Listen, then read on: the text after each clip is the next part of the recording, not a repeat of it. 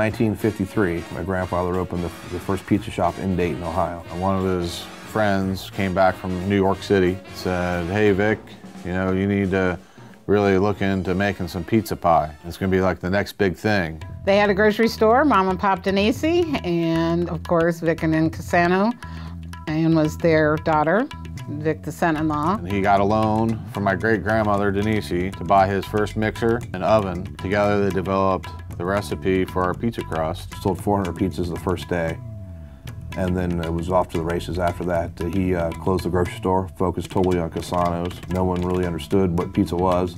He helped educate it. You say it fast enough, and you want a piece of pie, and people thought it was a piece of pie.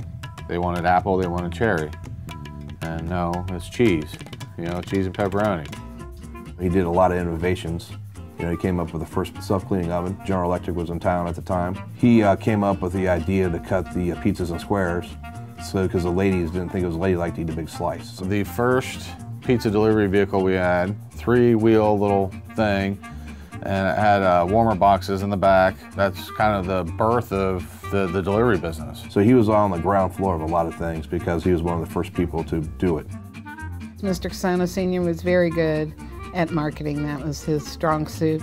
Smothered with a mountain of cheese on top. Big cheese. Big cheese! It's one heck of a pizza! It's what you'd expect from Cassano's. He rode the elephant in the circus parade downtown, commercial on a hospital gurney. When you call into Cassano's, we'll keep you calling back. Well, when the company was first founded, it was Vic Cassano's and Mom Denise's Cassano Pizza. So it was a real long name, so they kind of cut it down to Cassano's Pizza King. In the 80s, Pizza King was becoming generic like tissue, Kleenex, and the Pizza King was totally taken out.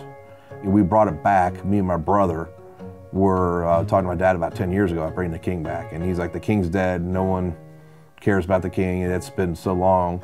And I said, "Well, everybody that grew up in this town, that's my age, remember the Pizza King," and that's a real fond memory of him. You know, in the early days, if you went out to eat once or twice a month, it was a real big deal. And people remember that's going to the Pizza King was like the big treat for the week, and everybody was real excited to get pizza. And there's people saying that their wife, they met him at the Pizza King after a football game or whatever. And we do the plant tours where the kids can come in here and see the dough factory and how we do things. And a lot of people remember coming to the plant at a little young age. They're cherished memories, and we're a part of it. So how cool is that? And we've been a local company based in Dayton since the company was founded. We have great roots here, all our family's here.